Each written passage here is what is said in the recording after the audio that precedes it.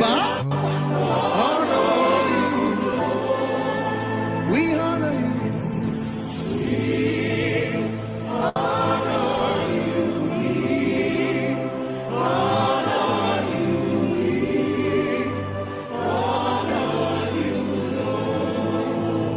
Shebeyi la fojú ọ̀run ṣaṣọra. Ṣebí wọn lọ fojú ọ̀run ṣaṣọra. Ọlọ́run àgbáyé o, you are mighty. Good morning. Welcome to another moment Bible study before the Lord.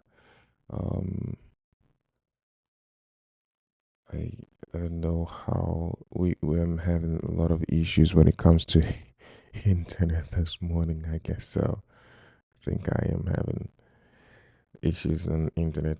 So we will be talking about Apt Love today.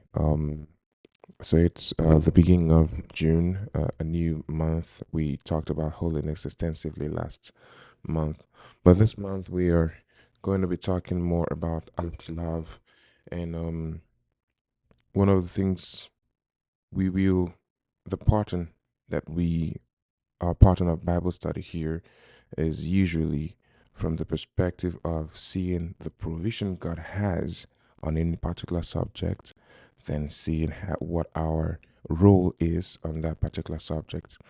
And in this subject of love, we're going to start with 1 John 3:1.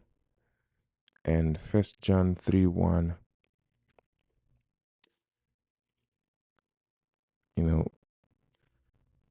very simple what is written here. Behold, what manner of love the Father had bestowed upon us, that we should be called the sons of God.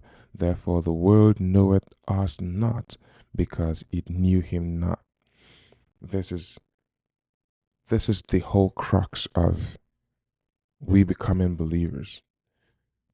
Someone loved us. John 3:16, that is the anchor verse of every believer. When you get the small New Testament Bible, that is what you get. John 3:16. And the Bible says in John 3:16, for God so loved the world that he gave his only begotten Son, that whomsoever believes in him shall not perish. It starts with, for God so loved the world. Then he gave a gift. On Friday we talked about the accuser of the brethren. We talked about Job, the role of the accuser of the brethren in Job. We talked about the role of the accuser of the brethren in Zechariah, where he was accusing Joshua. We talked about the role of the accuser of the brethren and the joy in heaven that erupted in heaven when he was cast down, because he had been there accusing the believers, but he was not getting his way, because the believers were overcoming by the blood of the Lamb and the word of the testimonies. But before the believers started overcoming by the word of the Lamb and the blood of the testimonies, the accuser was possibly having his way in many ways than not. Then God loved these people so much that he sent someone to advocate for us. Through his blood, we are cleaned. Through his blood, we have new testimonies. Christ in me, the hope of glory, the assurance of glory. That is our new testimony. And it's because of this, this love. And John 3:1 says, 1 John 3:1, for this reason after procuring a lawyer for this person who possibly did whatever they said he did, this same judge, after going out of his way to procure this lawyer and everything, allows the lawyer to help this person who's being defended by the lawyer to speak for themselves also by the testimonies that they have learned from the lawyer, and getting set free. And this is what God has done for us. And we've talked about John 3:16, and we're going to talk from John John 15, John 15, 12, and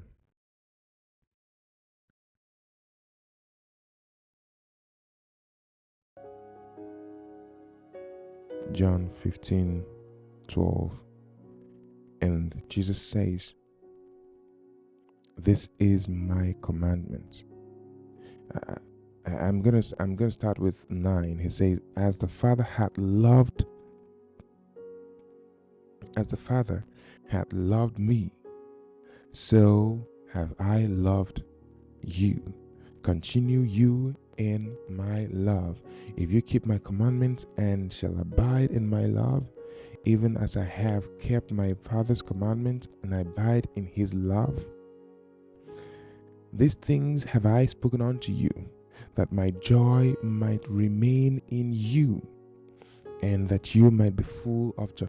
Sometimes when people go through anxiety and all depression and all the stuff, sometimes we have chosen not to dwell, not to abide. Jesus said it here.